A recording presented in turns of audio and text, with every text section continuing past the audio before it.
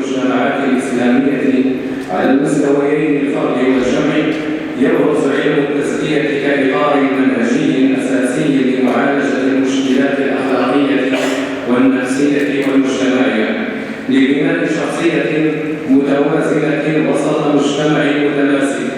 ولتحقيق هذه الغاية انعقد المؤتمر العالمي الخامس للتصوف تحت شعار منهج التزكية بناء للإنسان وحماية للأوطان يومي 12 و13 رشد 2025، واجتمع فيه مجموعة من كبار المشايخ والعلماء والأساتذة الجامعيين توزعوا على 30 دولة. وكان من توصياتهم ومخرجات أوراقهم البحثية ما يلي: الدعوة إلى السلام العالمي عبر التعريف بحقيقة الإسلام القائم على بناء الإنسان من خلال منهج التزكية.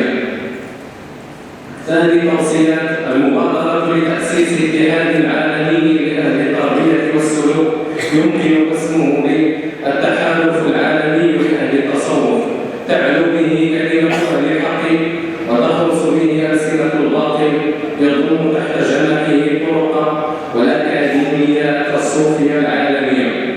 اعتماد منهج التزكية كعلم يخرج في مقررات دراسية تكون مصاحبة للأجيال القادمة في تنشئتهم وفي سائر المدارس والمؤسسات التعليمية والتربوية.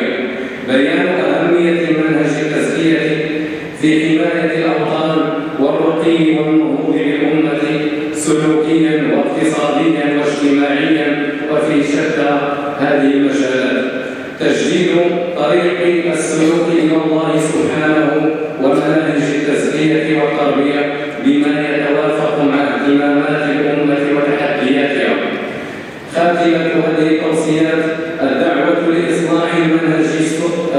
لإصلاح المنهج الصوفي وتصفيته مما داخله من البدع والانحرافات وكل ما ليس منه لجعله مرجعا للجميع. هذا وصلى الله وسلم على نبينا محمد وعلى آله وصحبه أجمعين.